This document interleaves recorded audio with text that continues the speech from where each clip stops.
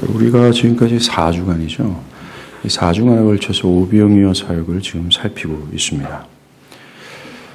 이 사건이 말하고자 하는 것은 먼저 이 큰 무리가 지금 광야에서 떡이 필요한 것처럼 모든 인류가 어떤 필요가 있다는 것을 말씀해 주고자 합니다. 그 필요는 이 큰 무리가 지금 원하는 육적인 떡이 아닙니다. 지금도 대부분의 사람들이 미치도록 구하고 갈망하는 직업, 결혼, 성공, 번역, 육신의 안녕과 건강 등등이 아니라 그들의 궁극의 필요는 죄사함을 받아 생명과 구원을 얻는 그것입니다. 영적인 필요임이 틀림없다라는 거죠. 엄밀히 말해서는 지금 사람들이 느끼는 모든 결핍들은 영적인 결핍에서 온 결과물들입니다. 그러하기에 이 영적인 결핍이 해소되지 않고서는 결코 모든 불만족과 채워지지 않을 것 같은 두려움, 절망, 소외감, 열등감 등등 이 배고픔과 목마름이 점철될 수밖에 없는 삶을 살 수밖에 없다는 거죠. 그런데 문제는 사람들은 자신들의 필요를 직시하지 못한다는 겁니다. 오늘 본문에 나오는 큰 무리와 같아요. 한번 큰 무리를 보십시오. 이들이 예수를 따르는 이유가 그들의 죄사함과 영생을 얻기 위해 따라간 것이 아닙니다. 그들은 예수의 기적을 통해 자신의 육적인 유익을 얻고자 한 것입니다. 이 큰 무리는 현재 자신들에게 필요가 무엇인지를 모르고 있어요. 자신의 문제를 직시하지 못하고 있는 겁니다. 자신들이 무엇이 필요한지에 대해서 지금 잘못된 진단을 하고 있는 겁니다. 이게 이상할 것이 없는 것이 이 교회 역사나 온 인류의 역사의 흐름을 보면요. 사람들은 교회 안팎과 상관없이 이런 식이었습니다. 자신들의 궁극적인 필요를 직시하지 못했다는 거예요. 즉 죄사함과 영생과 구원을 이 문제가 가장 나의 인생 전체의 궁극의 필요라는 사실을 직시하지 못한다는 겁니다. 심지어 교회 안에 있는 사람들조차도 자신들의 필요가 영적인 필요임에도 그것을 직시하지 못하고 오늘 본문에 나오는 큰 무리와 같다라는 겁니다. 정말 사회적이든 종교적이든 이런 모습이 대세를 이루었다라는 거죠. 지금도 사람들은 자신들의 문제는 육적인 결핍이라고 확신하고 있어요. 그래서 이 육적인 결핍이 어느 정도 채워지기만 하면 나의 삶의 유토피아가 건설될 거라는 생각을 합니다. 직장이, 또 어떤 연봉이, 또 직장에서의 안정과 사업의 안정이, 나의 자녀의 건강과 나의 자녀의 교육이, 어떤 미래가 어느 정도 보장되어 있을 만큼의 은행의 어카운트에 어느 정도의 액수가 있다면 하면서 등등등 자신들의 이 육적인 필요가 채워지게 되면 자신들의 삶의 안녕과 어떤 유토피아가 있을 것이라고 생각을 합니다. 그래서 그런 육적인 필요들을 자신들의 힘과 능으로, 즉 자신으로부터 자신으로 말미암는 것들로 인해 얻고자 노력하고 있다는 겁니다. 이른 새벽부터 사람들은 미치도록 그것을 얻고자 자신으로부터 자신으로 말미암는 것을 통하여 그 육적인 필요를 얻고자 살아가고 있지 않습니까? 더 큰 문제는 이 영적인 필요 또한 즉 죄사함과 구원과 영생이라는 거죠. 자신들로 말미암는 것으로 인해 얻을 수 있다고 착각한다는 겁니다. 율법주의에 매여 있던 유대인들처럼 말이죠. 우리는 이것을 이번 사건에서 거론되는 두 인물의 말과 행동을 통해서 봤습니다. 안드레와 빌립이죠. 빌립은 자신의 경험 세계에서 끄집어낸 지혜와 지식을 통해 이 큰 무리의 필요를 해결할 묘책을 찾았지만 결과는 뭡니까? 200데나리온의 떡이 모자라다. 그래서 우리는 이 큰 무리의 필요를 채울 수 없다라는 것이 결론이었습니다. 그와 똑같이 안드레도 자신의 행동하는 열심을 통해서 이 큰 무리의 필요를 채울 수 있다라고 여겼습니다. 그러나 결과는 오병이었다는 겁니다. 그래서 그는 이것이 많은 사람들에게 얼마나 되겠습니까? 이것이 결론이었다는 거예요. 큰 무리의 필요를 채워보고자 했던 빌립과 안드레 모두 실패했다는 겁니다. 이 빌립과 안드레 모두가 다 인간의 내면과 인간의 영역 안에서부터 나오는 것들이에요. 그런데 그것으로는 안 된다라는 것을 사도 요한은 의도적으로 2번에 걸쳐서 강조하고 있다는 겁니다. 이 사건이 말하고자 하는 핵심 중 2번째가 바로 이거예요. 요한복음 저자는요, 이것을 강조하고 싶은 의도로 기적 사역이 일어나기 전, 우리가 이 기적 사역을 너무나 빤히 알고 있잖아요. 그래서 본문을 쭉 읽게 되면 설교에 집중할 필요가 없을 정도로 익숙한 사건이 이 오병이어 기적 사건입니다. 주일학교 1년 만에, 그래서 우리는 이 사건의 내용이 어떤 이야기를 하는지에도 집중하지 않을 정도로 익숙할 정도라는 거죠. 그런데 우리에게 익숙한 이 오병이어 기적이 일어나기 전 사도 요한은 매우 의도적으로 빌립과 안드레를 다른 복음서와 달리, 다른 복음서에서 이 2사람의 인물을 그렇게 밝히지 않았습니다. 그리고 이 2사람의 행적과 비슷한 것들을 뉘앙스를 가지고 기록한 내용들도 그렇게 길지 않습니다. 그러나 오직 요한복음의 저자만은 어떤 의도를 가지고 이 인물을 통해 우리에게 말해주고자 했다는 거예요. 사람들이 궁극적으로 필요로 하는 죄사함과 영생, 그리고 그것을 얻지 못한 것으로 생긴 결핍은 지금까지 살아온 습득된 지혜나 지식, 이렇게 하면 되고 저렇게 하면 이런 결과가 나올 거야 라는 이 세상의 여러 처세술과 방법 등을 통해서는 결코 채워지지 않는다는 거죠. 여러분이 느끼는 결핍은 여러분의 노력과 열심과 지혜와 지식, 그리고 여러분이 추구하는 것을 통해서는 절대로 채워지지 않는 것임을 여러분들 깨닫기를 바라요. 아직까지 이것을 깨닫지 못하고 있지는 않았습니까? 오직 이 영적인 결핍이 해소될 때만이 우리 인생에서 느껴지는 수많은 육적인 결핍 또한 해갈되고 해소가 된다는 사실을 깨닫지 못한 채 오직 돈과 높은 곳에 올라가는 것과 이 육적인 결핍을 채워야만 된다라고 하는 여전히 그러한 사고 속에서 그것을 심지어 채우기 위하여 영원한 것마저도 다 외면하고 집어치워버리는 그런 어리석은 행동을 하지는 않습니까? 저는 이것이 가장 큰 문제라고 확신합니다. 사람들은 이 역사적 진리죠. 즉 교회 역사에서 이미 교회들이 이게 진리다라고 만든 진리 체계를 뜻합니다. 교리와 신학이라고 할 수 있죠. 오늘날 교회 안에 있는 대부분의 사람들은 이 역사적 진리를 알지 못한 채 그저 자신의 신앙적 경험 세계에서 터득한 것들을 가지고 신앙하거나 심지어 자신의 신앙을 판단하기까지 합니다. 교회는 이런 것이고 교회에서 예배는 이렇게 드려야 되며 믿는 것은 이렇고 구원은 이렇고 신자는 이렇게 살아야 된다는 등등 지금까지 교회를 다니면서 경험한 것들 안에서 모호하게 잡혀있는 것들을 진리라고 믿고 그것을 따르고 있는 모양새라는 거죠. 전부 다 빌립처럼 이 경험 세계에서 다 더듬어서 말 같지도 않고 정말로 허접하고 너저분한 이 경험에서 터득한 어떤 지식, 절대로 진리가 아닌 그것을 끄집어내요. 이것을 진리라고 믿고 그 방식대로 신앙하고 교회를 다니고 있다는 거예요.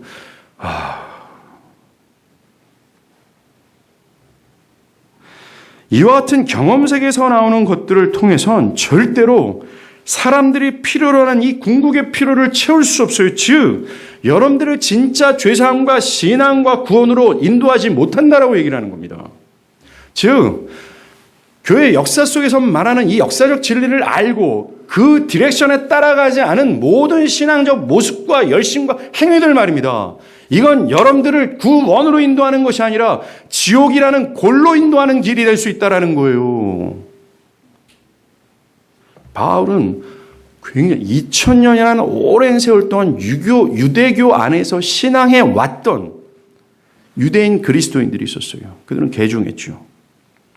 그런데 이 유대인 그리스도인들이요, 유대교의 경험 세계에서 터득한 방식대로 기독교 신앙하는 것에 대해서 사도 바울은 강렬히 비판했습니다. 바울은 그런 자신의 종교적 경험 안에서 물들고 터득된 잘못된 진리를 따라가는 것이 가벼운 문제가 아니라고 여겼습니다. 뭐 그런 것은 조금 부족한 신앙일 뿐이야 라고 말하지도 않았습니다. 오랜 세월 동안 자신의 경험 세계에서 터득한 대로의 어떤 신앙의 방법, 신앙의 방식, 신앙의 태도와 길을 걷고 있는 사람들을 향해서 바울은 뭐라 그러는 줄 아십니까? 이 역사적 진리 체계를 깨닫지 못하고 그 길을 따라가지 않는, 진리를 따르지 않는 사람들에 대해서 그들은 배교자라고 얘기를 하는 거예요. 교회 안에 머물고 있으면서도 진리를 따르는 것이 아니라 자신의 경험적 지식으로 따르는 신앙이라면 그것은 배교라고 얘기를 하는 겁니다. 우리는 이 내용을 빌립을 통해서 봤어요. 그리고 안드레를 통해서는 행동하는 열심이 결국 오병이어에 불과하다는 것도 맞습니다. 우리의 행동하는 열심의 결과가 그저 보리떡 5개. 그 당시에 정말 가난한 사람들이 주식으로 먹던 허접한 음식. 너무나 이 보리떡이 텁텁하고 맛이 없어서 요거 간 맞추기 위해서 소금에 완전히 쩔어지는 말라 비틀어진 생선 2마리. 이것이 우리의 행동하는 열심과 같다라고 얘기를 하는 겁니다. 행동하는 열심의 결과며 행동하는 열심 자체가 오병이어라고 얘기하고 있어요. 그렇습니다. 모든 일과 필요로 하는 죄사함과 영생은 결코 인간의 행동하는 열심으로는 채울 수가 없어요. 얻을 수 없습니다. 우리의 종교적인 행위나 열심들, 여러분들 보세요. 여러분들 주일 성수 꼬박꼬박 하잖아요. 얼마나 신앙적인 열심을 보이는 사람들인지 모릅니다. 심지어 선교지에서 순교 직전을 다하는 그런 헌신된 모든 열심 또한 우리의 궁극적인 필요를 얻기 위해선 그저 오병이어에 불과하다라고 얘기를 하는 겁니다.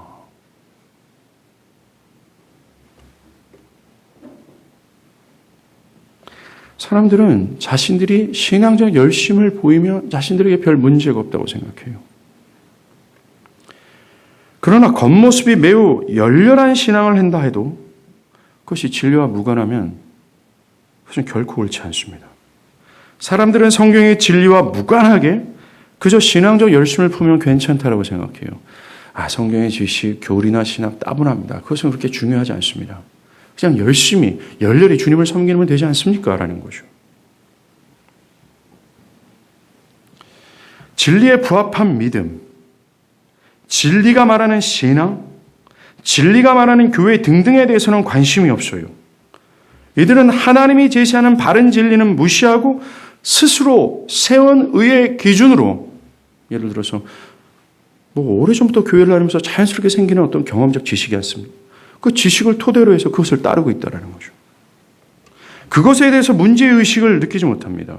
오늘 본문에 나오는 이 큰 무리들도 이것이 문제였어요. 그들은 예수가 말하는 진리에 따라 예수를 따른 것이 아니었어요.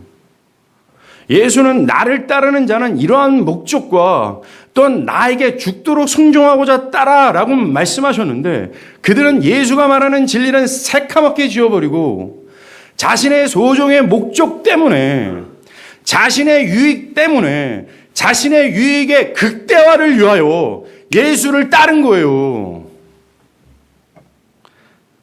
다 자기 식대로의 신앙이라는 겁니다. 자기 편의대로라는 거죠. 진리는 여러분의 견해와 종교적 열심으로 대체할 수 없어요. 중요한 사실이 있습니다. 진리에 부합한 종교적 행위와 열심을 한다고 해도 그것으로 말미암아 인간의 궁극적인 필요는 채워지지 않는다는 겁니다. 여러분들이 진리를 따라 신앙한다 해도 그것 자체가 우리에게 죄사함과 구원을 가져다 주지 못한다는 거예요.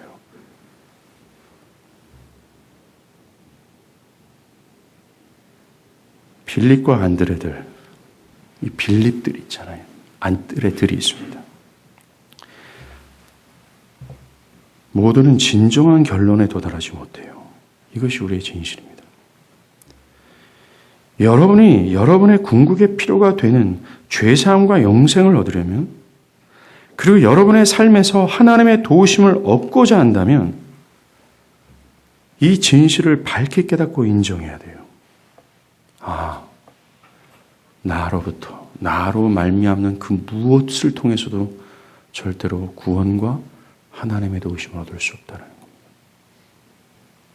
그렇지 않는다면 이제 보게 될 그리스도로 말미암는 이 놀라운 충만함을 여러분들 조금도 경험하지 못한다는 것을 제가 확신하며 말씀을 드립니다. 보십시오. 오늘 본문 10절에 기적이 언제 일어나는지를 한번 보십시오. 빌립과 안드레의 실패 이후에 그들이 못합니다. 우리는 불가능합니다. 라고 하면서 자신들로 말미암고서는 도저히 안 된다라는 결론이 나온 직후였어요. 9절에서 오병이어가 이 많은 사람에게 얼마나 되겠습니까? 라는 고백이 떨어지자마자 10절에 예수께서 이르시되 라는 말이 떨어지며 뭔가 시작됩니다. 그제서야 예수께서 무언가를 하신다는 거예요.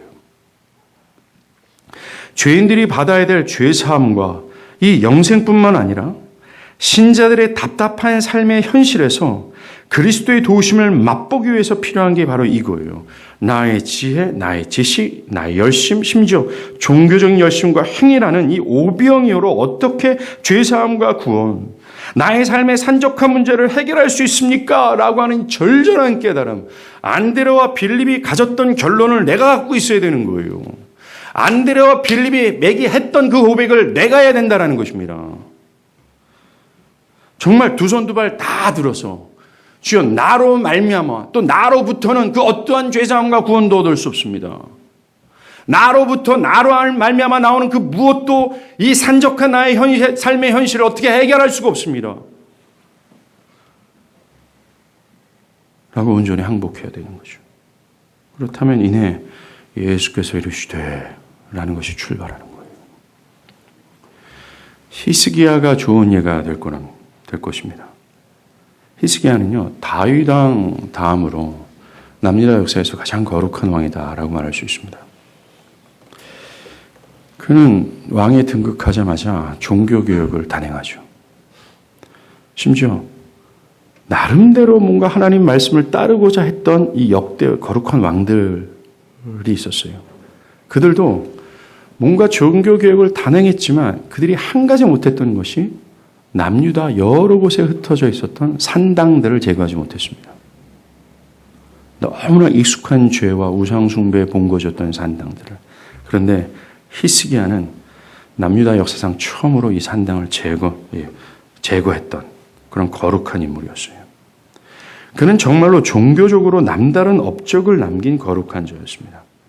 그런데 그가 왕위에 오른 지 14년쯤 됐을 때 동방의 강호 아수르가 팔레스타인을 공격합니다. 그것으로 북이스라엘은 완전히 멸망하게 되죠. 나라가 없어진 겁니다. 예루살렘마저 풍전등화의 상황에 놓이게 됩니다. 그는 한순간 무너지죠. 그때 히스기야의 지금껏 보았던 모든 열심들이 오병이어에 불과하다는 것을 보게 됩니다. 한순간에 무너집니다. 그는 성전 곳간에 있는 은과 금을 다 긁어 아수르 왕께 보냅니다. 친선을 제안한 거죠. 자신으로 말미암는 계책으로 이 위기를 모면하고자 했던 겁니다. 그러나 아수르 군대는 남유다를 또 포위합니다. 이제 곧 예루살렘 멸망이 눈앞에 있는 것 같은 상황이 됐어요. 그때 히스기야는 마치 안드레와 빌립과 같은 생각과 고백을 합니다. 그는 옷을 찢고 굵은 배를 두르고 여호와 전에 들어갑니다. 그래서 굵은 배는 장사 지낼 때 입은 옷이거든요. 즉 그는 지금 자신은 아무것도 할 수 없는 준자와 같은 사실을 고백하는 거예요. 그는 자신 안에 있는 자신의 장래를 치르고 있는 겁니다. 자신으로 말미암는 모든 것을 목베이고 장사 지내고 안드레와 빌립들을 말입니다.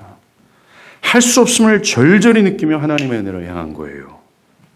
나의 계책, 나의 노력, 방법 모두가 소용없습니다. 오직 나의 진정한 필요는 하나님으로 말미암아 되는구나 라고 할 그때에 열왕기하 19장 20절입니다. 바로 그가 굵은 배를 입고 하나님께 나아갔을 때 이스라엘 하나님 여호와의 말씀이 라고 하면서 오늘 본문에서 예수께서 이르시되 어떤 은혜의 출발이 시작되는 것을 볼 수 있어요. 여러분들, 우리의 구원이 시작될 때도 이와 같습니다. 하나님께서는 교만한 죄인들에게 믿음을 유발케 하시기 위하여 이와 같이 역사하십니다. 죄인 안에 있는 교만한 자들, 빌립들과 안드레들을 자신으로 말미암은 것으로 할 수 있다라고 하는 이 교만한 정신과 견해를 산산히 부수시고 그것이 실패라는 것을 절절히 느끼게 하셔서 하나님을 향할 수밖에 없어서 향하도록 하나님 만드신다는 거예요. 성령께서 이 부패하고 부정한 자로서는 도저히 하나님의 은혜에 의해 도달할 수 없음을 절실하게 아주 분명하게 깨닫게 하신다는 거죠. 눈먼 바디메오하고 회당장 야이로 등등 모두가 이 두 가지 결론에 도달했던 자들이었습니다. 그들은 자신의 무능력과 불가능함을 깨닫고 예수를 향하게 되었고 축복을 받게 된 거예요. 여러분들이 참된 구원을 얻기 위하여 하나님은 여러분들 안에 이러한 역사를 허락하시는 겁니다. 여러분들 참된 정말 구원은 오늘 사건에서 오병이어 기적과 같아요. 광야에 오병이어로 엄청난 풍성함이 임합니다. 구원이 임하죠. 이 광야가 나예요. 근데 이 광야에 풍성함이 임하기 전 안드레와 빌립을 거론하면서 이 구원이라는 풍성함이 임하기 전 우린 내면 안에 있는 나로 말미암아 나로부터 하고자 하는 모든 교만이 산산이 부서지고 다 털리는 거예요. 마치 히스기야처럼 내 안에 옛 자아가 장사지내지는 거죠. 목뱀을 당하고 나는 죽은 자와 같습니다. 오직 나는 하나님으로 말미암는 것이 아니면 도저히 그 어떤 것도 할 수 없는 이미 나의 멸망은 내 성 문 앞에 있는 것처럼 히스기야가 그렇게 본 것처럼 하나님으로 말미암아 하나님으로부터 오는 하나님의 은혜, 거저 주시는 구원의 은혜가 없으면 내 인생의 지금 직면에 있는 이 지옥의 멸망에서 나는 구원을 받을 수 없어요. 라는 것을 확실하게 깨닫게 하는 겁니다. 한마디로 내 안에 있는 내가 다 털리는 거예요. 이게 신자입니다. 왜 그렇게 하시는 줄 아십니까? 하나님께서? 교만한 인간은 자신이 완전히 무너지지 않고서는 자신이 구원자가 필요하구나. 하나님으로 말미암는 것이 자신을 구원할 수 있다고 여기지 않기 때문에 그래요. 오망방자하고 강팍하고 교만하고 그토록 센 인간은 말입니다. 자신에게 궁극적으로 필요로 것이 뭔지 몰라요. 죄사함과 구원 굉장히 중요하지. 그저 다 사변적인 지식으로 알고 있을 뿐이라는 겁니다. 제가 여러분께 좀 물어볼게요. 여러분들이 교회를 지금까지 다녔습니다. 1년이든 10년이든 30년이든 다 필요 없고 정말 물을게요. 여러분들이 교회를 다니면서 나의 그 최종적인 필요가 죄사함과 영생이구나 라는 사실을 깨달아 본 적이 있습니까? 내가 이것이 없으면 지금 내 미래에 직면에는 아수르 군대의 이 포악한 공격과 위협에서 나는 죽을 수밖에 없다라는 사실을 진짜 깨닫고 이 필요를 구하고 나의 모든 것이 다 털리면서 나로서는 진짜 안 되는구나. 오직 하나님의 은혜 외에는 안 되는구나 라는 것을 깨달아 본 적이 있습니까? 회피하지 말고 한번 대답해 보십시오. 여러분들 내면에서 한번 솔직하게 한번 대답해 보세요. 만약에 없다면 지옥일 겁니다. 제가 확신하고 단언합니다. 여러분들은 그날 하나님의 매서운 진노와 뜨거운 형벌 가운데 산산이 부서지게 될 거예요.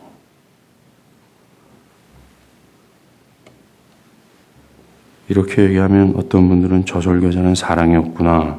맨날 나한테 겁박하는구나 라고 얘기하는지 모르지만 이게 제가 여러분을 사랑할 수 있는 유일한 사랑의 길이에요. 제가 할 수 있는 유일한 사랑입니다. 허접하고 너덜너덜한 말로 사랑이다, 인자다, 긍휼이다 이렇게 말할 수 없는 겁니다. 여러분들께 하나님께서 여러분들께 죄인들에게 보여주신 이 사랑의 길이 바로 이거였기 때문에 그래요. 그 외에도 구약과 신구약 모두에서 하나님의 구원의 생명과 삶의 도우심을 받았던 자들의 모습이 동일했어요. 모두가 다 우리가 봤던 안드레와 빌립의 고백과 동일한 고백과 마음을 가진 자들이었다는 겁니다. 이와 같아요. 우리에게 죄사함과 구원과 생명이라는 이 궁극적인 필요가 임하기 위해서 필요한 건 이 두 가지 결론이라는 겁니다. 이 결론을 깨달은 자만이 자신을 부정하고 하나님으로 말미암는 것을 구하게 돼요. 그러하게 신자는요, 이런 진리를 밝히 하는 겸손한 자입니다. 내 안에서는 어떤 소망이 나올 수 없구나. 나로부터는 무언가 어떤 해결과 대안책이 나올 수 없구나라는 사실을 참된 겸비한 자가 바로 신자라고 얘기를 하는 거예요. 신자가 그렇게 오만방자하고 교만하지 않는다는 겁니다. 이것을 진짜 경험을 통해서 얻은 이 구원을 받은 신자는 이 구원이 하나님으로 말미암아 얻어졌다는 사실을 뼛속 깊숙이 깨닫고 하나님을 경외하며 그분을 사랑하는 자가 되지요. 그리고 절대적으로 자신의 미래를 하나님에 의해서 움직여지기를 바랍니다. 자신의 미래를 자신의 지혜나 견해에서 설정하지 못하죠. 자, 우리는 이 두 가지 결론이 끝났을 때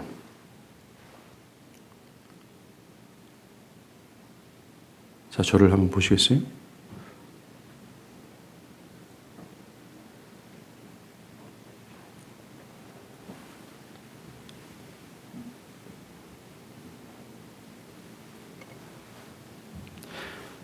이 두 가지 결론이 끝났을 때 오늘 본문에서 우리가 잘 아는 기적이 일어나는 것을 우리는 보게 됩니다. 제가 이 기적이라고 부르는 이유가 그렇습니다. 정말로 우리가 필요로 하는 궁극적인 필요가 있어요. 이 필요가 없으면 우리는 죽습니다. 그런데 문제는 우리의 진정한 현실은 그것을 도저히 얻을 수 없다라는 거예요. 오늘 본문에 이 큰 무리가 떡이 필요하지만 깡마른 광야에서 어떻게 이것을 얻을 수 있겠습니까? 이 불가능하다는 것, 우리의 계책이든 계획이든 우리의 힘으로는 불가능하다는 것을 안드레와 빌립을 통해서 우리는 들었습니다. 이와 같이 우리의 죄사함과 영생이 우리에게 가장 필요한 사안인데 문제는 그것을 도저히 얻을 수 없다라는 거예요. 그것이 우리의 현실이라는 겁니다. 지난 주일에 우리가 행위 언약을 통해서 우리가 봤잖아요. 하나님께서 명령한 모든 명령과 법령을 마음으로나 행위로나 완벽하게 순종해야 구원을 받을 것이고 그렇지 않을 경우에 죽을 거라고 하는 말씀을 하셨어요. 이것은 영원한 하나님의 약속입니다. 지금도 여러분들이 구원을 얻기 위해서는 모든 하나님의 명령을 마음으로나 행위로나 다 충족시켜야 되는 거예요. 그런데 우리는 그것을 해야 되지만 하지 못하는 처지에 있기에 바울은 그것을 율법의 저주라고 얘기했어요. 우린 그렇게 저주 아래 있는 겁니다. 무능력하고 부패해요. 그래서 나같이 부패하고 부정한 자가 어떻게 죄사함과 구원을 받을 수 있겠어요? 절망뿐입니다. 이것이 성경 정체가 강조하고 또 강조하는 매우 중요한 우리의 현실이에요. 너무나 현실은 절망스럽습니다. 사도 요한복음의 저자도 이 현실의 절망스러움을 강조해 왔어요. 이것이 그때나 지금이나 성경이 강조하는 우리의 현실입니다. 오늘 나오는 광야가 우리의 현실이라고 얘기하는 겁니다. 이처럼 우리의 현실이 이러한데 지금 제가 기적이라고 말씀드리는 이유는 이런 불가능함 속에 있는 우리의 현실인데 어떻게 합니까? 오늘 본문에 한순간에 무엇인가 성취돼요. 이런 기적이 어디 있겠습니까? 우리 구원이 기적입니다. 이 기적의 현장을 한번 보세요. 예수께서 이르시되 이 사람들로 앉게 하라 하시니 드디어 예수께서 무슨 일을 하십니다. 마치 커튼 뒤에 계시다가 등장하는 것 같이 보이는 거죠. 우리 인생에서 지금껏 뒤편에 계셨던 예수가 나의 인생 정면에 나타나셔야 되는 거예요. 이 기적은 예수께서 하신 그 일로 시작이 되는 겁니다. 예수께서 하신 첫 번째 일은 사람들로 앉게 하라. 이겁니다. 특별히 10절은요. 그때 모인 사람들이 5천이다라고 밝힙니다. 그 당시에 장정들만 사람들 카운트에 들어가는 것을 염두했을 때 여기 모인 사람들은 여자와 또 아이들 포함하면 2만 명가량이라고 대부분의 성경학자들이 추정을 하죠. 본문이 이 정도의 많은 사람들이 모였다라는 것을 말하는 것은 예수가 하고자 하는 그 일이 얼마나 크고 놀라운 일인지를 강조하기 위해서입니다. 그것이 얼마나 풍성한지를 밝히고 싶어 하는 거예요. 이 기적이 말입니다. 예수는 많은 무리를 향해서 50에서 100명을 짝을 지어서 앉으라고 얘기하세요. 여기서 앉으라 할 때 그 앉는 것은 유대인들이 음식을 먹을 때 약간 뒤로 누워서 기대어 앉아 있는 것을 뜻하는 겁니다. 그래요. 예수님은 지금 음식이 다 준비되어 있는 것처럼 사람들에게 음식을 먹을 준비를 하고 앉으라고 얘기를 하는 겁니다. 상상해 보세요. 음식이 없어요, 지금. 2만 명 정도로 먹을 음식이면 여러분들 눈에 보일 정도로 많아야 됩니다. 안 보여요. 빈 그릇도 없습니다. 그런데 호스트가 사람들에게 음식 먹을 준비를 하라고 얘기하고 있어요. 황당한 모습입니다. 거기에다가 예수님은 오병이요. 그 오병이어를 들고 축사하고 계세요. 즉 감사 기도를 드렸다는 겁니다. 예수님은 차려진 밥상 앞에서 감사 기도를 드린 게 아니에요. 융숭한 음식 앞에서 그렇게 한 것도 아닙니다. 예수님은 마치 빈 하늘에 주먹을 휘두르는 것 같은 모습이에요. 정말 예수께서 하시는 지금의 모습이 우스꽝스러울 뿐만 아니라 기대할 수 없는 행동이 분명합니다. 예수께서 조금 이후에 벌이실 그 엄청난 기적을 염두하지 않으면, 그것을 알지 못하거나 고려하지 않으면 예수님의 이러한 행동은요, 우습기 짝이 없는 행동이에요. 저 예수가 무슨 짓을 하는 거냐? 도대체? 라고 생각했을 겁니다. 이 광야에서 2만 명의 사람들이 먹고도 남을 풍성한 기적이 일어날 거라고 상상했던 사람들은 그 당시 한 명도 없었습니다. 제자들까지도. 오직 한 분뿐입니다. 오직 예수님만 그것을 알고 그것이 일어날 것이라는 확신 가운데 그것을 내다보시며 지금 허공에 주먹을 휘두르고 계시는 거예요. 예수만 그것을 내다보시고 앉게 하시고 축사한 겁니다. 그래요. 모든 인류의 궁극적인 필요 있지 않습니까? 이것을 주시기 위해서 주님께서 이 땅에 오셔서 버린 모든은 인간적인 견지에서 봤을 때 허공에 주먹을 휘두르는 거나 마찬가지처럼 보입니다. 38년 된 병자를 고치신 것, 물이 포도주가 된 것, 그 모든 일이 앞으로 있게 될 엄청난 기적, 십자가로 나타나는 죄사함과 구원과 생명의 전조였어요. 그것의 예표였습니다. 그가 행하셨던 그 모든 일은 그 결국 엄청난 기적, 이 죄사함과 구원을 주시기 위해 앉으라, 그리고 축사하시는 것과 평행구조를 갖고 있는 셈이에요. 지금 보세요. 주님만 알아요. 아무도 몰라요. 오병이어를 통해서 2만 명이 먹이는 풍성함을 내다보고 있습니다. 아무도 못 봐요. 그걸 내다보시면서 주님은 뭐예요? 앉으라 하시고 축사하고 있습니다. 그만 자라. 아유, 둘 다 좀 깨우세요. 여러분들, 저희 교회는요, 설교에 대해서 모든 교회가 그런 것처럼 이 설교 시간이 하나님을 영화롭게 하는 가장 귀한 시간이라고 생각을 합니다. 설교는 단순히 설교자의 강론을 듣는 시간이 아닙니다. 설교는 성경 구절에 나와 있는 의미를 드러내는 거죠. 하나님의 뜻입니다. 드러내요. 하나님을 영화롭게 하는 시간이에요. 여러분들이 예배할 때 찬송한다, 기도한다, 이걸 통해 하나님을 영화롭게 하는데, 예배 중에 가장 하나님을 영화롭게 하는 최상이 바로 하나님의 말씀을 듣는 바로 이 시간이에요. 하나님 앞에 서는 겁니다. 그래서 대체적으로 하나님의 말씀을 듣는 그 시간에 그 사람의 영적인 상태가 어떠한지가 드러납니다. 그건 누구 다 알 수 없지만 하나님은 아시죠. 말씀에 예를 들어서 이 들려지는 하나님의 말씀이 진정한 나의 생명이라는 것, 이 사실을 깨닫고 거기에 귀를 기울이고 그것을 먹고 살아나고자 하는 사람이라면 분명히 그는 그 안에 성령이 내주하시며 영생이 보장되는 사람이라고 저는 확신합니다.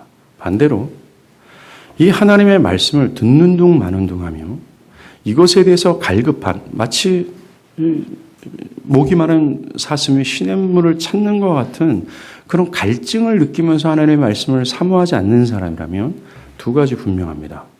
아직 거듭나지 않은 사람이 분명해요. 아니면 거듭났다 할지라도 그 영혼은 깊이 잠들어 있습니다. 매우 위험한 상태라는 거죠. 그래서 이 말씀을 듣는 나의 태도와 마음가짐을 한번 여러분들 돌아보십시오. 내가 어떠한지를 한번 보세요. 이것이 여러분들의 영혼을 결정할 수 있다는 것임을 깨닫길 바랍니다. 오늘 좀 주무시는 분도 계시고 잡담한 분도 계셔서 제가 설교를 하는 데 있어서 상당히 제가 이런 적이 거의 없거든요. 우리 교회를 목회한 지 꽤 시간이 되지 않지만 이렇게 힘들게 설교한 적은 처음입니다. 한번 잘 주의해서 하나님의 말씀 한번 들어보길 바랍니다. 제가 설교 시간에도 이런 얘기를 거의 해본 적이 없는 사람인데 오늘 좀 많이 그렇습니다.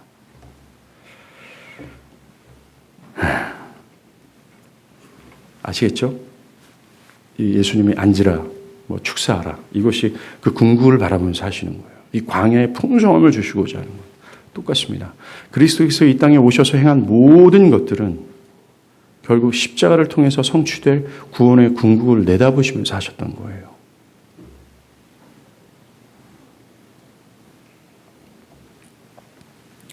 그런데 문제는 오늘 본문에서도 예수님이 음식도 없는데 앉으라 하시고 또 별것도 아닌 음식을 축사하고 감사기도를 하는 것을 보면서 사람들은 예수님이 내다보는 이 구원의 궁극을 바라보지 못하고 있습니다. 그래서 저 미친 거 아니야, 저? 무슨 짓을 하는 거야? 라고 이 경험 세계에서 판단한 거죠. 왜요? 그들의 경험 세계는 다 보여야 믿었거든요. 만져야 믿었거든요. 아니면 어떤 사람은 나름대로 주님은 주님이 나름대로 무엇인가 어떤 것을 하나보다 그것을 상상하지 못한 채 아니면 주님이 이 작은 음식에도 감사하라고 하는 것을 가르쳐 주시기 위해서 그런가 보다 등등으로 생각했을 겁니다. 이처럼 자신들의 경험할 엄청난 기적을 상상하지도 못하고 믿지 못하는 거죠. 그 중에 오직 예수만이 최종적인 구원을 확신했고 그것을 내다보며 전진하셨습니다. 이 땅에 오셔서 그는 수많은 이적 사역을 벌이셨지만 그가 내다보고 또한 전진했던 방향은 바로 십자가에서 얻어지는 죄사함과 영생이었다는 거예요. 오늘 예수님이 광야에서 앉으라, 축사하여 이 그림이 예수님께서 이 땅에 오셔서 행하신 모든 밑그림과 딱 평행구조를 가지고 있는 겁니다. 이제 우리의 몫입니다. 우리는 그가 행하신 그 모든 일이 엄청난 기적, 죄사함과 구원이라는 밑그림의 전조 예표라는 것을 압니다. 우리는 답이 나와 있는 문제지를 받았어요. 이제 우리는 그가 앉으라 그리고 오병이어를 축사하시는 것을 보면서 우리는 그가 행하실 최종적인 구원의 기적을 내다봐야 되는 거죠.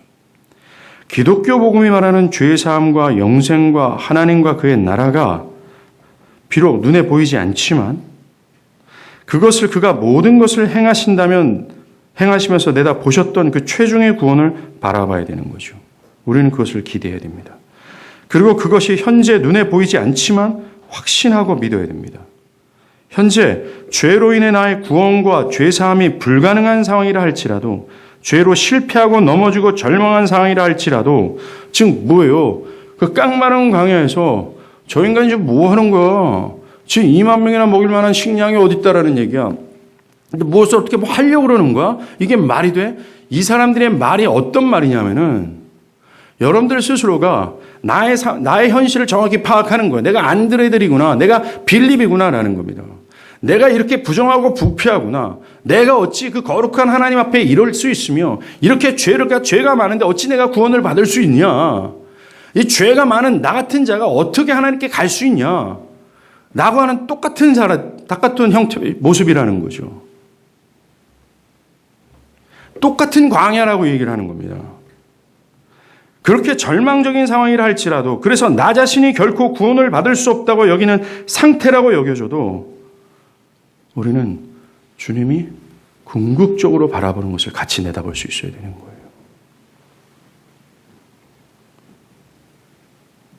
깡마른 광야에서 주께서 지금 앉으라고 하시고 축사하신다면 배고픔, 우리가 엄청난 풍성함을 맛볼 수 있을 것이라 기대하는 거나 마찬가지입니다.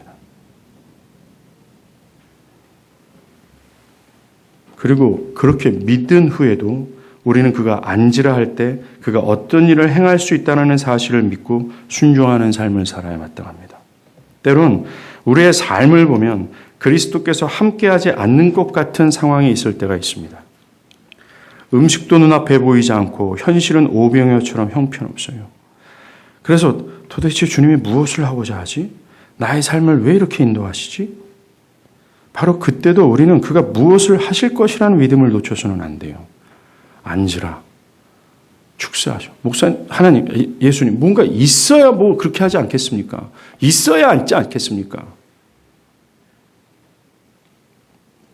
그런 상황에서도 그가 어떤 일을 행하고 계시며 그 일은 의미가 없지 않으며 결국 당신의 선하신 뜻을 나의 삶에 이루실 거라는 믿음을 우리가 가지고 살아가야 된다는 거예요. 보십시오. 그는 결코 허풍을 치는 분이 아닙니다. 식사하도록 기대어 앉으라. 볼품이 없는 음식을 축사하시는 그것이 하나의 쇼가 아니었습니다. 그가 그렇게 하시자 진짜로 2만 명이나 되는 사람들의 먹을 수 있는 풍성한 식사가 배설되는 거예요. 요한복음 11장 후반부에 그렇게 그들의 원대로 주시니라 라면서 주님의 공급하심에 매우 후하고 차고 넘치는 공급임을 강조하죠. 200데나니온의 떡을 샀어도 한 사람이 먹을 수 있는 양은 극히 적었을 것인데 예수는 그것보다 훨씬 뛰어넘어 그들이 원하는 대로 주셨습니다. 그들은 마음껏 배불리 먹었습니다. 이것이 인간으로 말미암는 것과 그리스도로 말미암는 것에 매우 큰 차이를 보여주는 거죠. 인간으로 말미암는 것은 200데나니온으로도 부족하기 짝이 없는 결핍일 수밖에 없어요.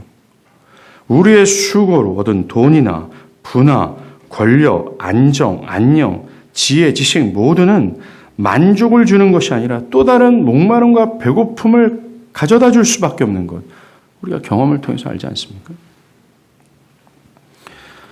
우리 자녀가 정말 걔도 원하고 내가 원하는 대학을 합격을 했어요.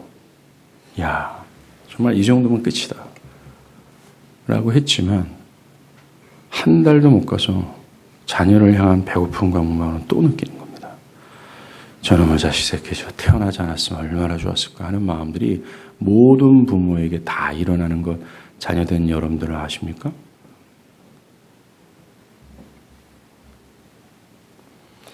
우리로부터 나오는 그 모든 것들이 우리를 채우고 또 채워도 끊임없는 목마름과 배고픔으로 인도할 수밖에 없다는 거예요.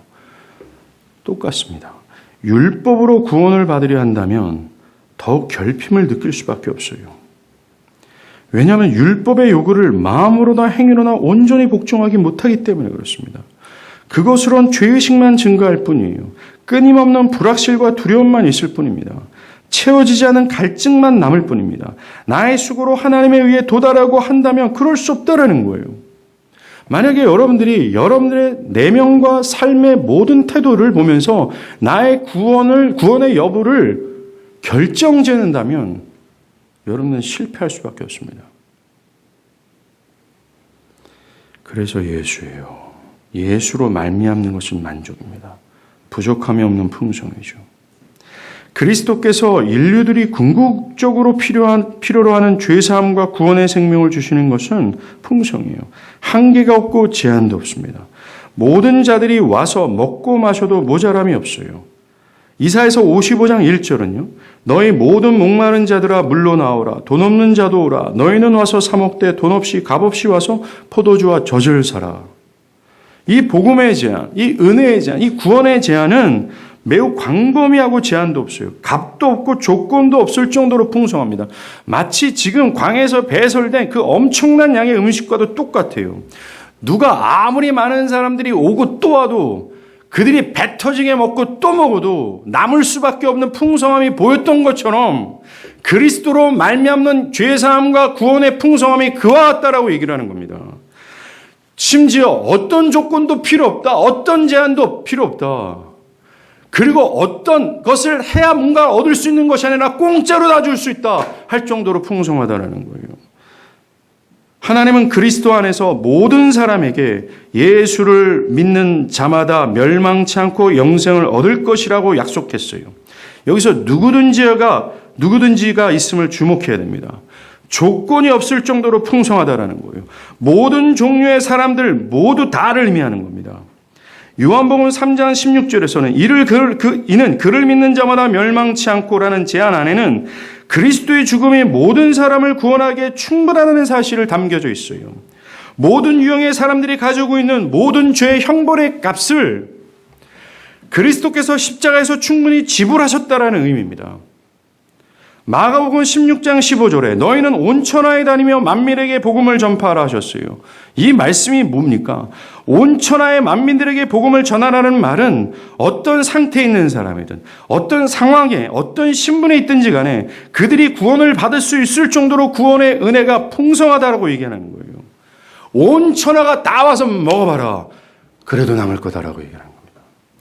여러분은 나처럼 더럽고 비참하고 죄악된 사람도 믿으면 구원을 받을 수 있습니까? 라고 질문할 수 있어요. 여기에 답은 절대로 의심할 필요가 없습니다. 예수는 온 천하 만민에게 전파하셨어요. 전파라고 하셨습니다. 이 말씀은 예 없이 모든 사람들에게 말해라. 모든 죄인들 어떤 죄를 지었든지 어떤 패역을 행했든지 따지지 말고 가서 다 그에게 복음을 전하. Why? 그들 모두가 다 는 풍성하기 때문이다 라고 하시는 겁니다. 그에게 와서 그를 영접하면 누구든지 그의 거룩한 신부가 될 수 있다라고 얘기하는 겁니다. 우리 자신을 진실하게 볼 때요, 우리는 결코 죄사함을 받을 자격이 없다라는 걸 알게 됩니다. 믿을 자격도 없고 그저 영원히 죽을 존재로만 봐야 마땅하죠. 그것이 안드레와 빌립들의 진실이기 때문에 그렇습니다. 정말 우리는 광야예요. 그래서 내가 거룩한 하나님의 자녀가 되거나 그리스도의 신부가 될 수 없다고 보는 것이 마땅해요. 그러나 우리는 믿음으로 그리스도의 풍성함을 내다봐야 되는 겁니다. 나에게서 그 그리스도의 풍성함, 오늘 광야에서 배설되는 그리스도의 풍성함을 바라봐야 된다는 거죠. 우리가 어떤 끔찍한 죄를 저질러도 그리스도께서는 믿는 자를 받아주시고 그를 의롭다 여기시며 구원하시는 거예요. 정말 그렇습니다. 하나님의 자비는 한계가 없기 때문에 그래요. 어떤 사람이든 상관없이 어떤 일을 했던 또 하지 않았던 상관없이 누구나 다 예수께로 나가 그리스도를 믿으면 가능합니다. 어떤 조건도 필요 없어요. 하나님과 그리스도는 목마른 자들, 돈 없는 자들, 값없이 어떤 조건이나 수고 없이 다 먹고 마시라고 얘기하는 겁니다. 어떤 충분함이나 어떤 채워줌도 필요 없다라고 얘기하는 거예요. 여러분들, 그리스도는 우리를 대신해서 우리가 지불해야 될 모든 형벌을 이미 십자가에서 다 해결하셨어요. 우리는 우리의 죄사함을 위해서 어떤 수고를 할 필요가 없다라고 말씀하시는 겁니다. 이미 다 그리스도께서 하셨기 때문에 그래요.